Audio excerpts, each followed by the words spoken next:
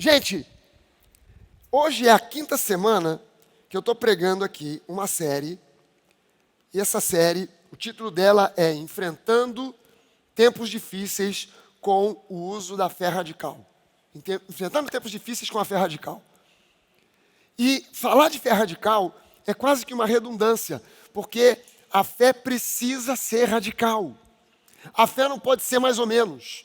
A fé não pode ser meramente um pensamento positivo. Acho que vai dar certo. A fé, ela é, por natureza, radical. Ou é ou não é, ou vai ou racha.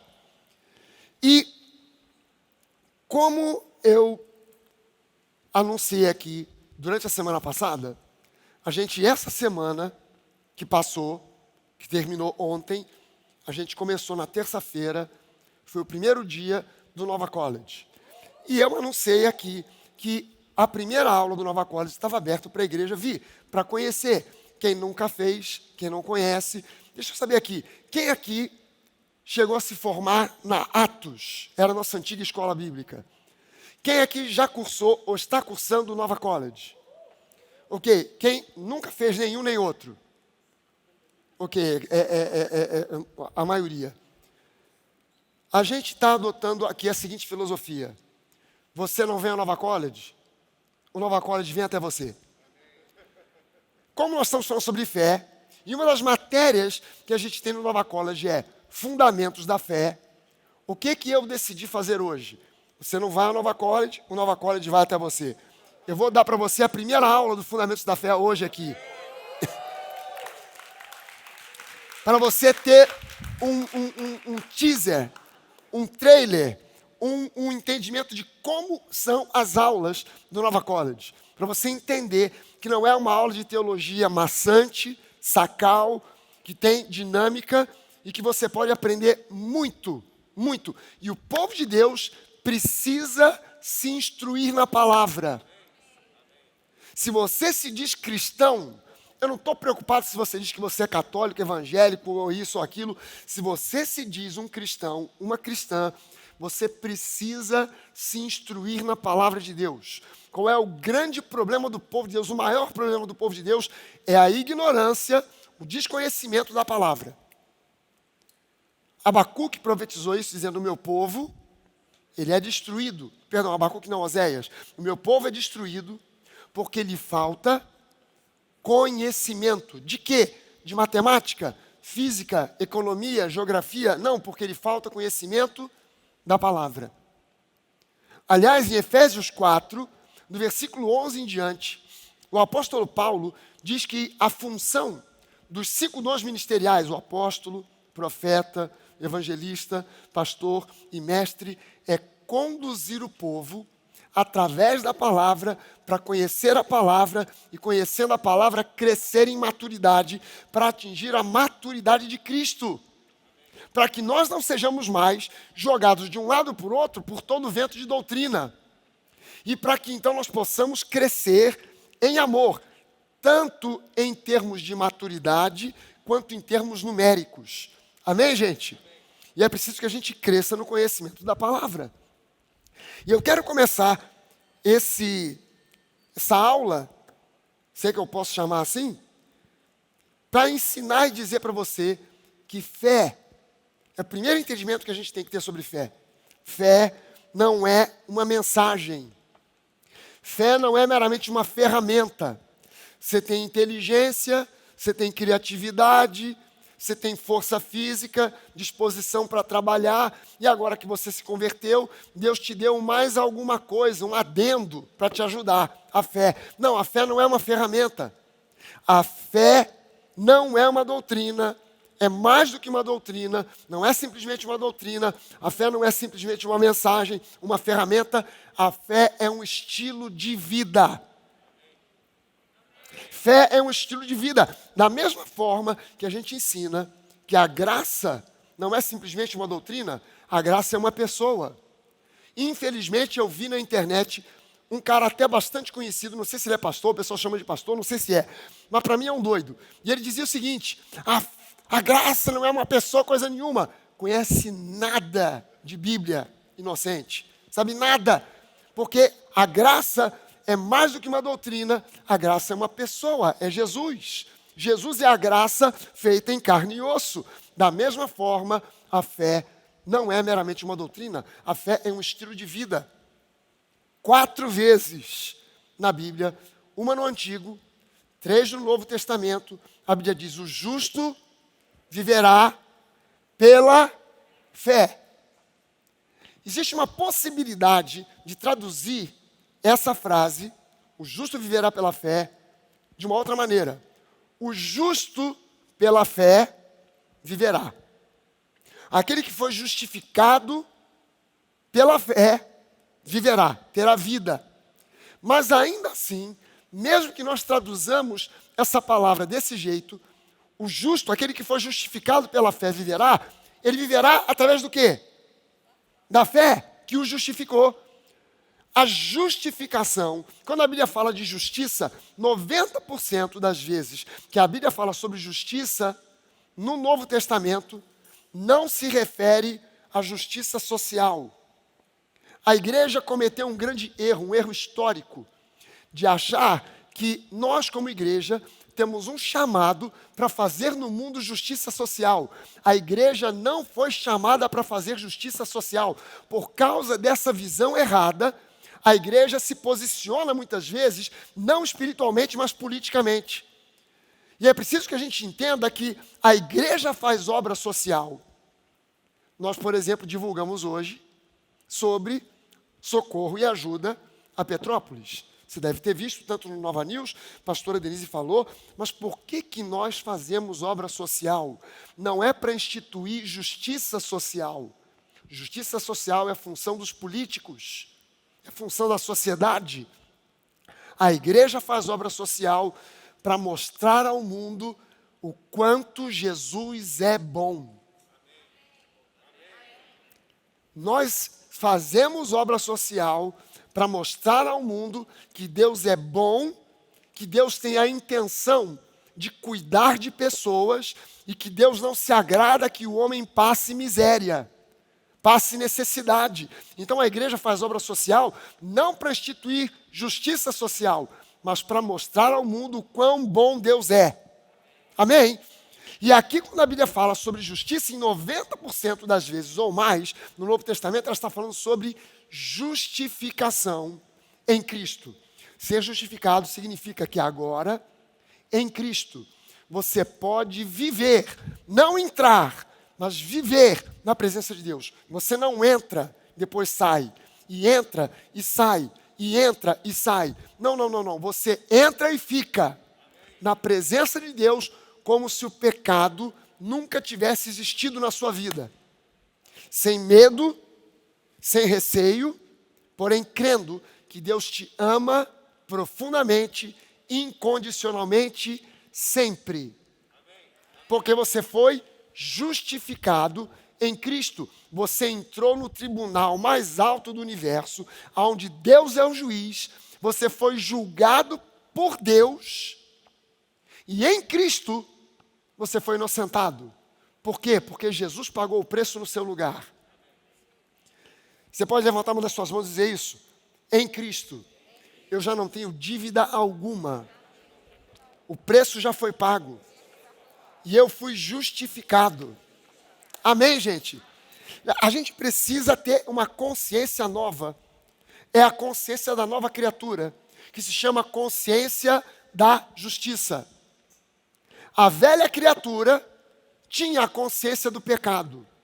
Você, como cristão, precisa ter agora a consciência da justiça. A Bíblia aplica um outro nome para essa consciência. Ela diz que nós temos hoje a mente de Cristo. A mente de Cristo é a consciência da justiça.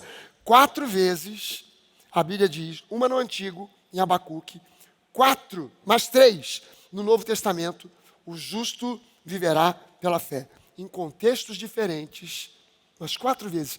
Não há nada de caráter doutrinário em toda a Bíblia. Nada que seja repetido 4 vezes na Bíblia. De caráter doutrinário. A Bíblia diz, por exemplo, o Senhor é bom, a sua misericórdia dura para sempre. N vezes no livro de Salmos. Mas algo de caráter doutrinário, não há nada de caráter doutrinário na Bíblia que se repita 4 vezes. somente o justo viverá pela fé. O justo fará a sua vida a partir da fé que ele possui em Deus, em Cristo, na palavra. Nada mais. Quantos aqui entendem que se Deus diz algo uma vez, é para lá de importante? Você entende isso? Se Deus, aquele centurião que procurou Jesus, buscando cura para o seu servo, que estava mortalmente doente, ele disse para Jesus o seguinte: Jesus, não precisa nem muita coisa não, basta uma palavra tua e o meu problema está resolvido. Agora, se Deus fala algo uma vez e é importante, imagina se ele fala a mesma coisa 4 vezes. Quem aqui tem filho? Filho pequeno? Filho bagunceiro? Você comprou um sofá novo, branco. Aí o moleque chegou do parquinho, com aquele pé imundo, sobe no sofá, começa a pular. Você diz: garoto, desce desse sofá. Você vai para o quarto. Quando você volta, ele continua no sofá pulando. Você diz a segunda vez: garoto, desce do sofá. Você vai na cozinha. Quando você volta, ele continua pulando em cima do sofá. Pergunta: você fala a terceira vez? Ou você pega a havaiana de pau e já manda na cabeça? Hã?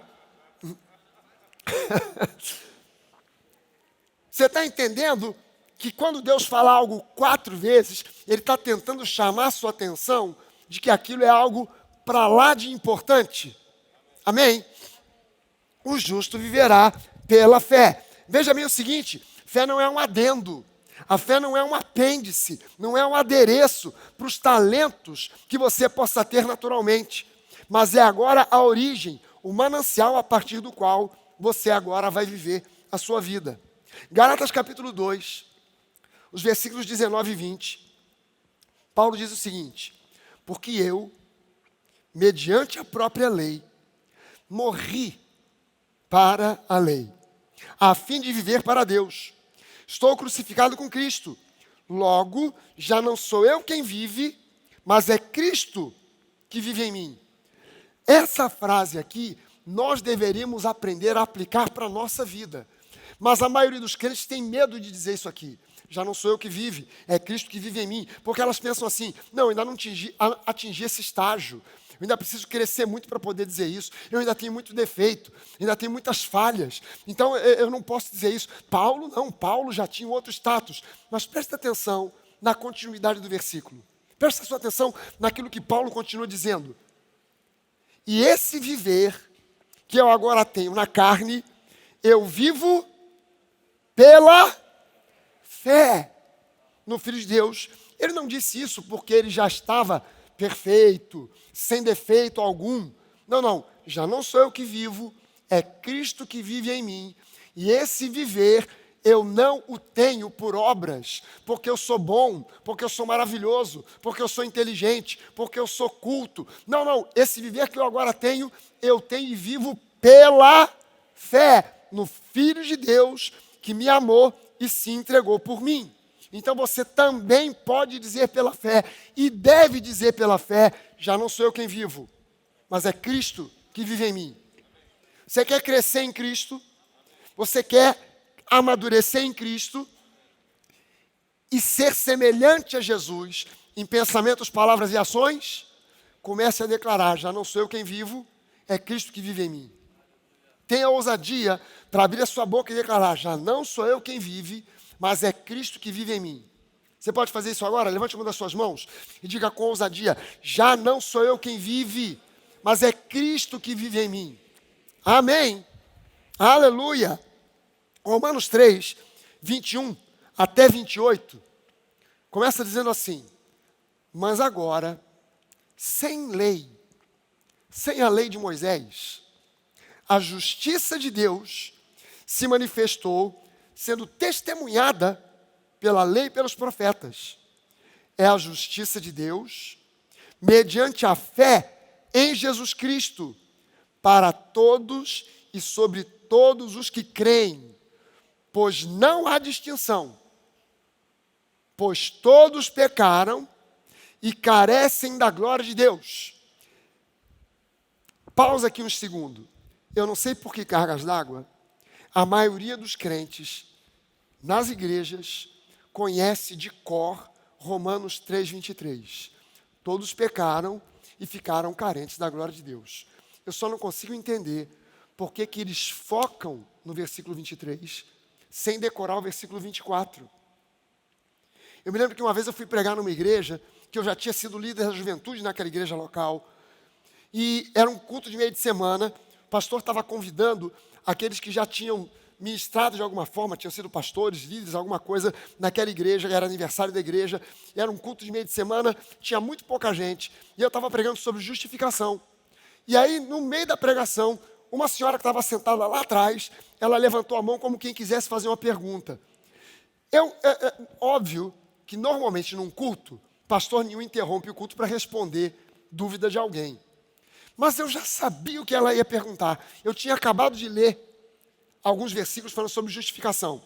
E ela levantou a mão e eu perguntei, como tinha pouca gente, era um culto mais intimista, eu perguntei, pois não, minha irmã, eu já tinha certeza do que ela ia falar. Ela levantou com a Bíblia aberta e disse, pastor, você está dizendo aí que nós fomos justificados? Mas aqui na Bíblia diz em Romanos 3:23 que todos pecaram e ficaram carentes da glória de Deus. Deu até uma risadinha. Ela deve ter imaginado assim, agora eu botei esse homem numa sinuca de bico. Quero ver o que ele vai falar. Aí eu falei, é verdade, a irmã tem razão. Fecha a sua Bíblia só por um instante. Ela fechou a Bíblia, eu perguntei, agora me diga o que diz o versículo 24. Aí ela, quando ela ameaçou abrir, eu falei, não abra a Bíblia não. A senhora não conhece o versículo 23 de cor? Me diga agora o versículo 24. Ela, o versículo 24, né, pastor? Sim, de Romanos 3. Está na Bíblia, né? Sim, está na Bíblia. É a palavra de Deus, é a palavra de Deus. Me diga aí o versículo 24. Versículo qual mesmo, pastor? 24, né? 24, aleluia. É porque Deus falou. Me diga aí, não sabia.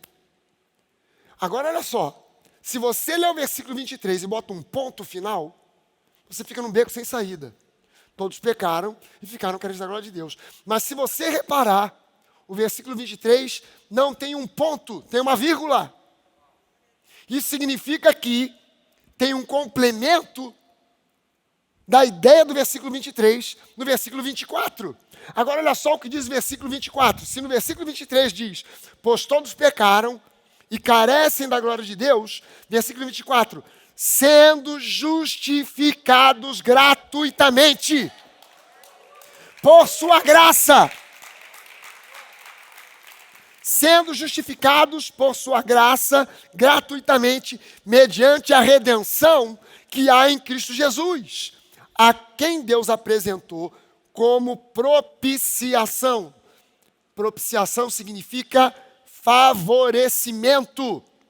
A quem Deus apresentou como favorecimento no seu sangue, mediante a fé.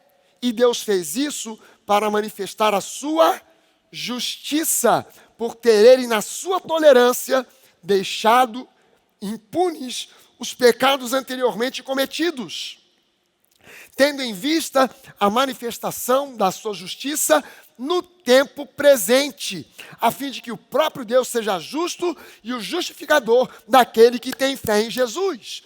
Onde fica então o orgulho? Foi totalmente excluído. Por meio de que lei? A lei das obras? Não, pelo contrário, por meio da lei da fé. Concluímos, pois, que o ser humano é justificado pela fé, independentemente das obras da lei, da obediência à lei.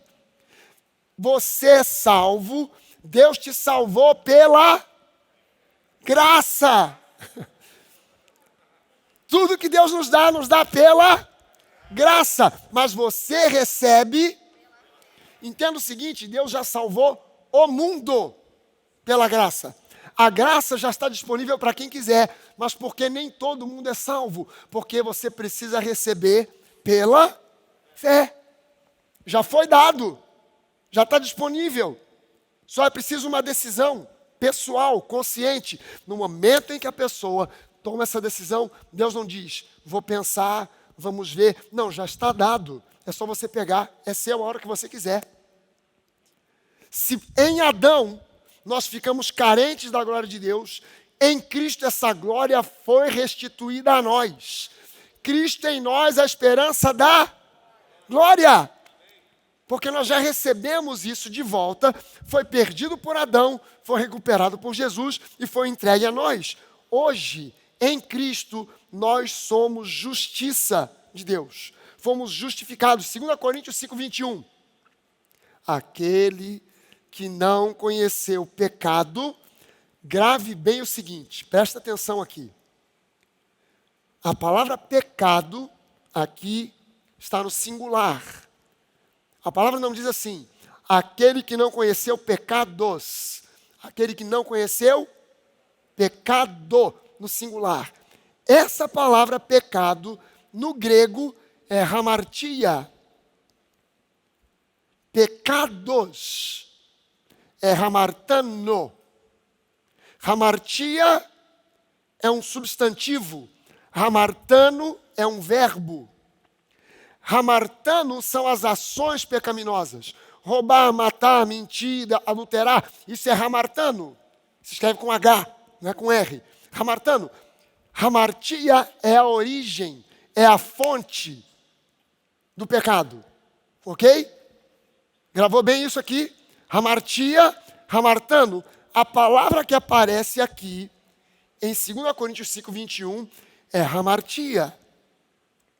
Aquele que não conheceu pecado, hamartia, a origem, a fonte, a natureza pecaminosa, Deus o fez pecado por nós, para que nele nós fôssemos feitos justiça de Deus. Veja bem o seguinte, você foi justificado por Cristo e em Cristo você se tornou uma nova criatura. Você foi transportado do reino das trevas para o reino da luz.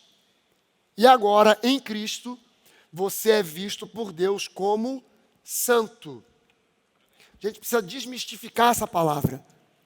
A palavra santo, quando você fala santo, as pessoas imaginam alguém tão perfeito, tão perfeito, tão perfeito, que conquistou direito a ter uma vaga no céu direto, sem passar pelo purgatório. Mas a palavra santo, literalmente, simplesmente significa separado. Pedro diz para nós que nós somos povo de propriedade exclusiva de Deus. Nação santa.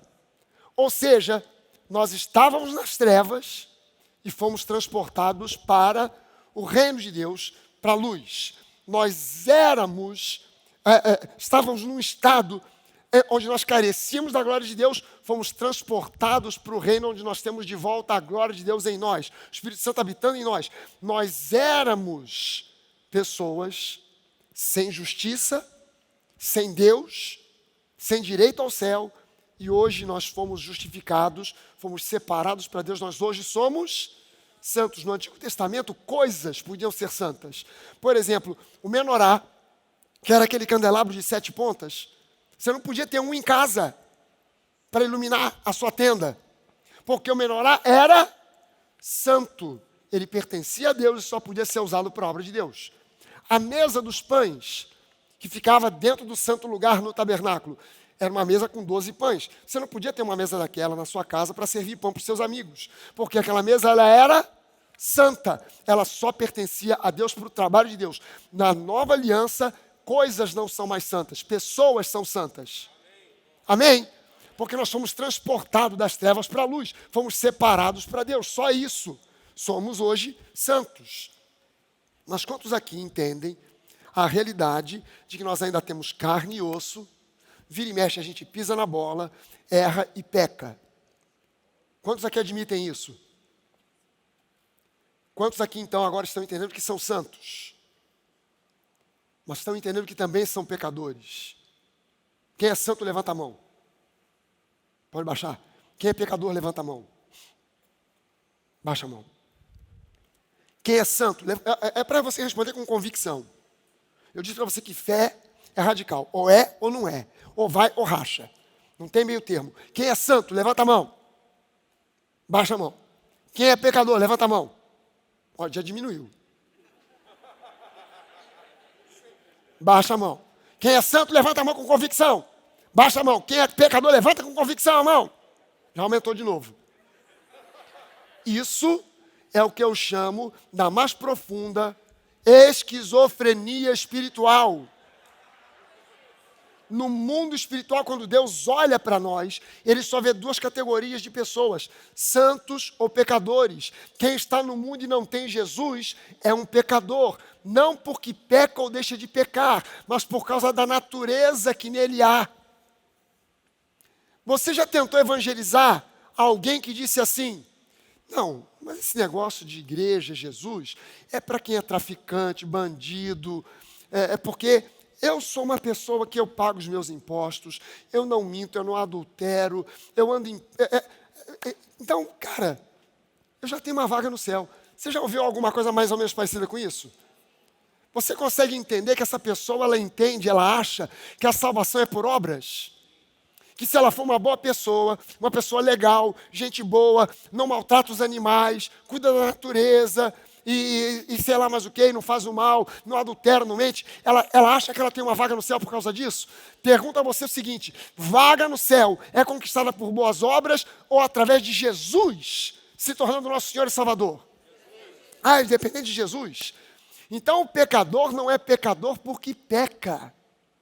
Ele é pecador por causa da natureza pecaminosa, hamartia, que ainda continua existindo nele. Você não tem mais hamartia, porque Jesus, ele se tornou hamartia no seu lugar. Ele pegou a sua natureza pecaminosa e cravou na cruz do Calvário e deu a você uma nova natureza. Jesus disse isso: eu vim para que vocês tenham vida, e vida em abundância. Essa palavra vida não é bios. Bios é o radical grego que se refere à vida biológica. Você tem bios. A pessoa que está do seu lado tem. Vê se ela está viva. Se não morreu, continua tendo. O problema, sabe qual é? É que bios, os cachorros que estão na rua também têm. Os pombos também têm. Aqueles coqueiros aqui em frente na Alameda também têm bios. Mas Jesus não disse: eu vim para que vocês tenham bios e bios em abundância. Ele disse: eu vim para que vocês tenham zoe. Zoe é a palavra grega que significa a vida, a natureza do próprio Deus. Eu vim para que vocês tenham zoe e tenham zoe em abundância. A vida do próprio Deus e tenham essa vida em abundância. Como é que ele faz isso? Na cruz do Calvário, ele aniquilou a hamartia. Ele aniquilou. Eu vou mostrar isso para você, biblicamente falando. Ah, pastor, deixa alguém fazer uma pergunta, não tem? Ah, pastor, Paulo disse que ele era o maior dos pecadores. Esse é um dos argumentos que muitas pessoas usam para dizer que nós somos pecadores. Paulo disse que ele era o maior dos pecadores. Se Paulo era o maior dos pecadores, o que é que eu sou? Eu sou o lixo do mundo. Será que Paulo disse isso? Será que foi isso que Paulo disse? Vamos dar uma olhada? 1 Timóteo, capítulo 1, versículo 15 e o versículo 16. Deixa eu ler primeiro o versículo 15. Esta palavra é fiel e digna de toda aceitação. Em outras versões diz assim: fiel é a palavra e digna de toda aceitação, que Cristo Jesus veio ao mundo para salvar os pecadores, dos quais eu sou o principal. Olha aí, pastor, eu não falei? Paulo disse que ele era o principal dos pecadores. Você sabe que tem algumas coisas na Bíblia que deixam a gente enroscado por causa de má tradução. Essa palavra principal, que aparece nessa versão, algumas outras versões colocam dos quais eu sou o pior. Essa tradução, então, é pior ainda. Essa palavra, no grego, que é traduzida aqui como principal, no grego é protos. Fiel é a palavra e digna de toda aceitação que Jesus Cristo veio ao mundo para salvar os pecadores, dos quais eu sou o protos.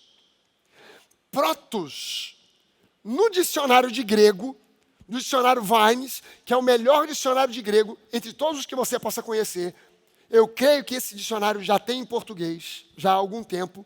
O meu ainda é em inglês, eu comprei ainda na época que eu morava na África do Sul, mas eu creio que ele já tem em português. É o melhor dicionário de grego. No Vines, Protos é definido como o exemplo mais notável. O exemplo mais notável. Protos é a raiz da palavra protótipo. Protótipo. Quando uma empresa, uma fábrica de automóveis, pretende lançar um carro novo, primeiro eles fazem um protótipo. O que é o protótipo? É um modelo que servirá de base para aqueles carros daquela marca, daquele modelo, que vão ser fabricados depois, não é isso?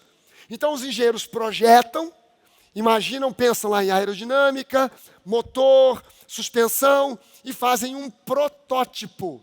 O protótipo é um modelo que vai gerar os outros. Então, para fazer um carro de Fórmula 1, a Ferrari primeiro faz um protótipo. A Volkswagen, para lançar um automóvel, um modelo novo, primeiro faz um protótipo.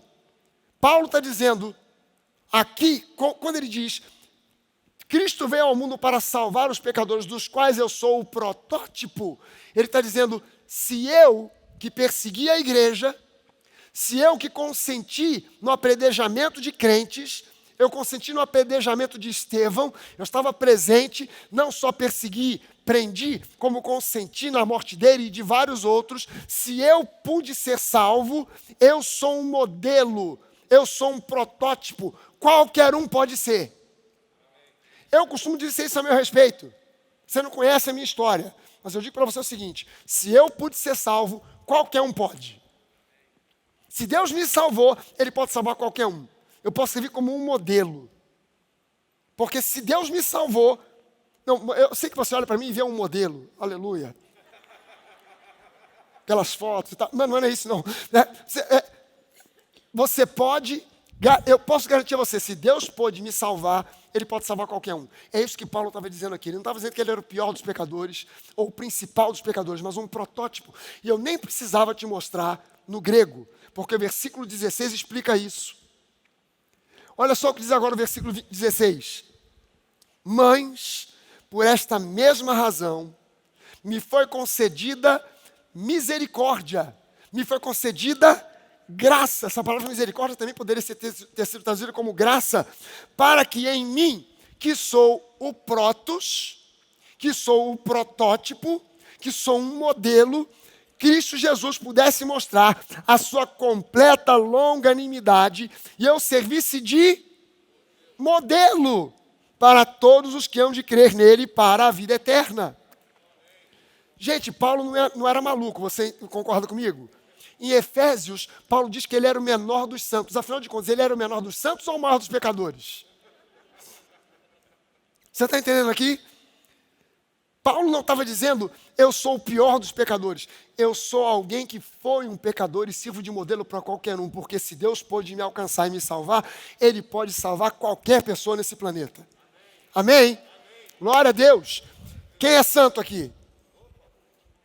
Baixa a mão. Ainda sobrou algum pecador? Já estou armado aqui com a metralhadora para liquidar. É uma questão de entendimento da revelação que Deus quer que nós tenhamos de quem nós somos. Se você tem dúvida ainda a respeito disso, presta atenção numa coisa. A Bíblia mostra no Novo Testamento vários versículos com a seguinte expressão: em Cristo, nele, no amado. Se você ler esses versículos, por exemplo, 2 Coríntios 5,17, e assim se alguém está em Cristo, é uma nova criatura, as coisas antigas já passaram. Opa, em Cristo, está falando da minha nova identidade. Em Cristo. Quem eu sou em Cristo. Nele, no amado. Mas o versículo que fala mais fortemente sobre a sua nova identidade, não tem essa expressão. É 1 João 4,17. Tem nem mão para fazer. Mas grava aí, anota, para você chegar em casa. Se você não anda com Bíblia de papel, chega em casa, abre a tua Bíblia em 1 João 4,17 e sublinha com aquele lápis fosforescente, cor amarelo, Apocalipse. Sabe qual é? Marca lá, 1 João 4,17, que diz o seguinte: segundo Jesus segundo Ele é, nós somos nesse mundo. Pergunto eu para você, Jesus é pecador? Se Jesus não é pecador, eu não posso ser, porque segundo ele é, nós somos nesse mundo. Quem já fez pipoca em casa alguma vez? Para assistir, para maratonar uma série. Já fez pipoca alguma vez? Já fez? Peraí, levanta a mão, deixa eu ver. Quem já fez pipoca em casa? Vocês já fizeram pipoca? É tudo pipoqueiro. Por que você não é pipoqueiro? Porque pipoqueiro é quem vive de fazer e vender pipoca, não é isso? Quem vive de fazer e vender. Eu não tenho nada contra os pipoqueiros não, viu gente? Só estou usando isso como uma referência. Você eventualmente faz pipoca em casa, mas você não é pipoqueiro, tua fonte de vida é outra. Da mesma forma, a Bíblia diz que a tua fonte de vida hoje não é mais o pecado, a tua fonte de vida hoje é Cristo. O justo viverá pela fé. E esse viver que eu agora tenho na carne, eu tenho pela fé em Cristo que se entregou por mim. Amém, gente? Então eu já não sou mais um pobre e miserável pecador. Eu fui um pobre e miserável pecador. Agora eu fui separado para Deus, eu pertenço a Ele, porque ser pecador ou santo não é uma questão de obras, é uma questão de natureza. Eu já não tenho hamartia. Eu posso até cometer hamartano, mas eu já não tenho hamartia. A natureza pecaminosa foi removida e o que foi colocado em mim foi a natureza do próprio Deus. Amém, gente? Efésios 2, de 1 a 6. Agora eu vou provar para você definitivamente que não é uma questão de obras. Efésios 2, de 1 a 6 diz: Ele lhes deu vida quando vocês estavam mortos. Ele lhes deu Zoe, a natureza do próprio Deus, quando vocês estavam mortos em suas transgressões e pecados, nos quais vocês andaram em outro tempo. Há uma outra versão que diz outrora. Outrora é passado, presente ou futuro? É passado, no qual vocês andaram no outro tempo, segundo o curso desse mundo, segundo o príncipe da potestade do ar, do espírito que agora atua nos filhos da desobediência. Entre eles, também todos nós andamos quando? Alguém consegue ler? No passado.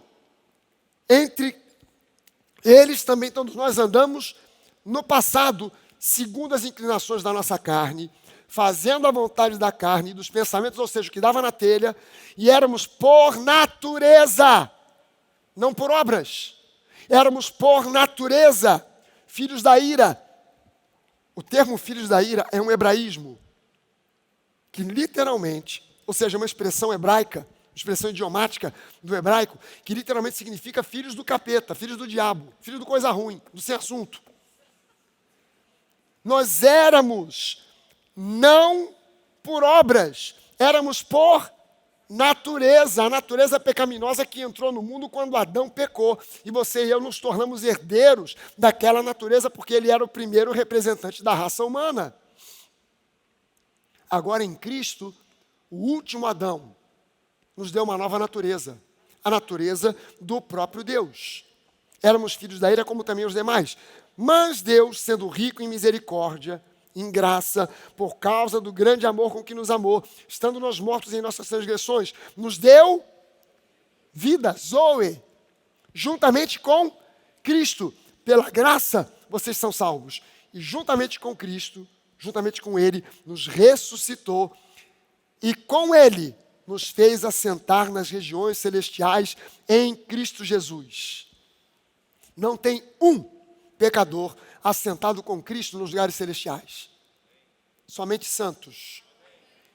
Pessoas que são imperfeitas, que ainda erram, mas que têm uma nova natureza. A natureza do próprio Deus, Zoe. Amém? Veja bem o seguinte, no Antigo Testamento, os pecados eram encobertos pelo sangue de animais. No Novo Testamento, na Nova Aliança, os pecados foram deletados. E a natureza pecaminosa foi aniquilada. Hebreus 10, versículos 16 e 17. O escritor aos Hebreus diz assim: esta é a aliança que eu farei com eles depois daqueles dias. Que dias? Os dias da antiga aliança. antes de Jesus pagar o preço para estabelecer a nova aliança. Esta é a aliança que eu farei com eles depois daqueles dias, diz o Senhor. Eu imprimirei as minhas leis no coração deles e as escreverei sobre a sua mente. E ele acrescenta, também dos seus pecados e das suas iniquidades eu jamais me lembrarei. Jamais me lembrarei. Sabe o significado da palavra jamais? Sabe o que significa? Eu procurei no dicionário de grego o significado de jamais. Procurei no dicionário de grego, no dicionário de hebraico, das línguas antigas, língua etrusca, no latim, e eu cheguei a uma conclusão. Jamais significa jamais. Jamais, jamais, never, nunca eu me lembrarei dos seus pecados. Se você fosse um pobre, miserável pecador, Jesus estava lembrando dos seus pecados todos os dias, a toda hora. Mas ele olha para você e não fica lembrando mais. Porque isso foi carregado na cruz do Calvário. Isso aqui é a cláusula mais importante da nova aliança. No versículo 25, ele diz, e ele, Jesus, Hebreus 9, vamos para o capítulo 9. Hebreus 9, versículos 25 e 26, diz que Jesus, cadê a banda? Foram arrebatados? Meu Deus, bem que eu sabia que Jesus estava voltando, Não, a Kelly ainda está aqui, é sinal que Jesus não voltou. Amém. Hebreus 9, 25 e 26 diz assim, ele, Jesus, não entrou, e aí eu coloquei entre parênteses para você saber aonde é que ele não entrou. No Santo dos Santos Celestial. Porque ele aqui vinha comparando no capítulo 9 o tabernáculo de Moisés com o tabernáculo celestial. Você entende que o tabernáculo que Moisés construiu foi apenas uma versão material daquilo que ele viu no mundo do Espírito? Alô?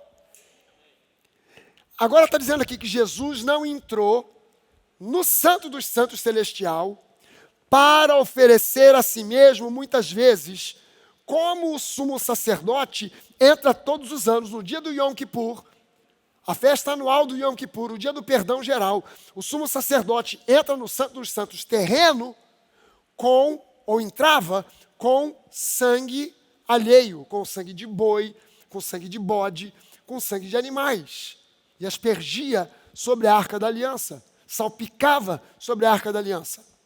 E aí ele, quando saía, declarava, olha, o perdão foi concedido por mais um ano.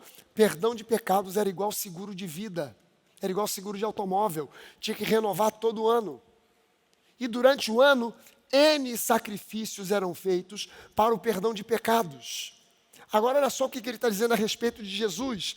Ele, Jesus, não entrou no Santo dos Santos Celestial para oferecer a si mesmo, muitas vezes, como sumo sacerdote, entra todos os anos no Santo dos Santos com sangue alheio. Se fosse assim, versículo 26, ele, Jesus, precisaria ter sofrido muitas vezes desde a fundação do mundo. Agora, porém, ao chegar o fim dos tempos, o que essa expressão fim dos tempos aqui significa? O fim, não é o fim do mundo, porque desde que essa epístola foi escrita, já se passaram mais de 2000 anos. Então ele não está falando sobre a segunda vinda, ele está falando sobre o fim dos tempos da lei.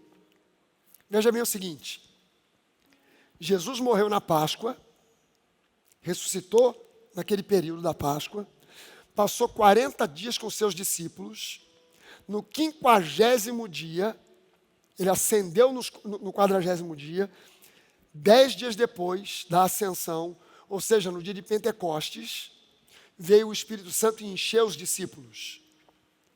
Um novo tempo começou. Mas o templo de Jerusalém continuava de pé. E no templo, os sacrifícios de animais continuavam sendo oferecidos todos os dias. Pergunto eu para você, aqueles sacrifícios oferecidos no templo de Jerusalém, depois da ressurreição de Jesus, tinham algum valor para Deus? Nenhum.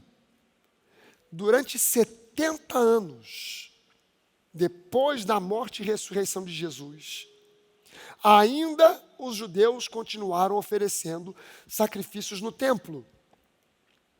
Até que veio um general romano, o general Tito.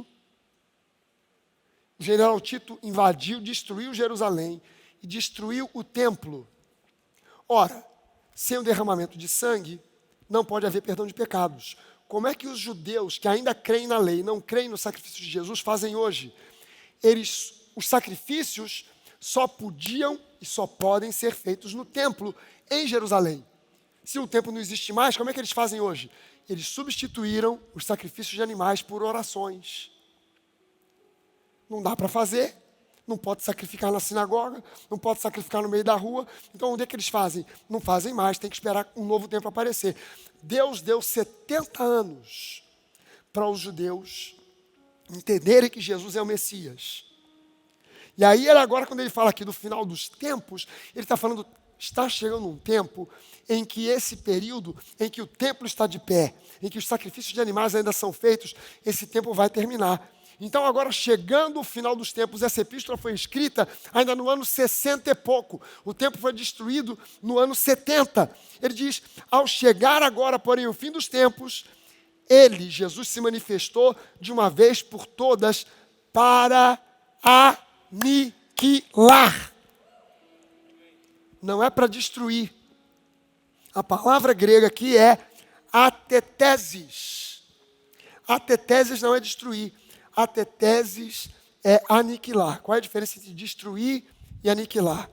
Destruir, você demole um prédio. Você destruiu. Mas se você faz aquele prédio desaparecer, você aniquilou o prédio. Aqui está dizendo que Jesus, ele se manifestou para aniquilar, de uma vez por todas, o pecado. Hamartia. Por meio do sacrifício de si mesmo. Então, meu irmão, minha irmã, é muitíssimo importante, é de fundamental importância que o cristão genuíno desenvolva a consciência da justiça e anule na sua vida a consciência do pecado. Quanto mais consciência do pecado eu tenho, quanto mais eu fico dizendo que eu sou um pobre e miserável pecador, salvo pela graça, mais eu peco. A consciência da justiça diz, já não sou eu quem vive, é Cristo que vive em mim. Aí eu saio do ciclo que a consciência do pecado me dá. Peco, peço perdão. Peco, peço perdão. Peco, esse ciclo vicioso, Deus quer interromper na sua vida. E Ele quer que você entre num ciclo virtuoso. E o ciclo virtuoso é, eu confesso a palavra, eu me assemelho mais a Jesus. Eu confesso a palavra, eu me assemelho mais a Jesus em pensamentos, palavras e ações. E eu me torno mais semelhante a Ele. E eu entro nesse ciclo virtuoso. Quanto mais eu pratico esse ciclo virtuoso, menos eu cedo às tentações, mais eu venço o pecado, e menos eu vejo o pecado tendo sucesso na minha vida. Amém? Por quê? Porque eu sou um filho amado, o Espírito Santo habita em mim, e eu posso vencer o pecado, porque Jesus já venceu. Vou repetir isso para você. Eu posso vencer o pecado, porque Jesus já venceu por mim. Eu não preciso me preocupar de vencer o diabo. O diabo já foi vencido. Eu não preciso me preocupar de vencer os demônios. Os demônios já foram vencidos e expostos ao vexame público por Jesus na cruz do Calvário. Eu só preciso me preocupar em renovar minha mente na palavra para entender a minha nova identidade. Aliás, eu recomendo a você um livro, se você quer entender a sua nova identidade, recomendo a você a leitura de um livro intitulado Sua Nova Identidade. É de um autor desconhecido, mas é muito bom. O autor não é muito conhecido não, tal de Maurício Fragali, mas o livro é bom. Você vai aprender quem você é em Cristo. Você pode ficar de pé?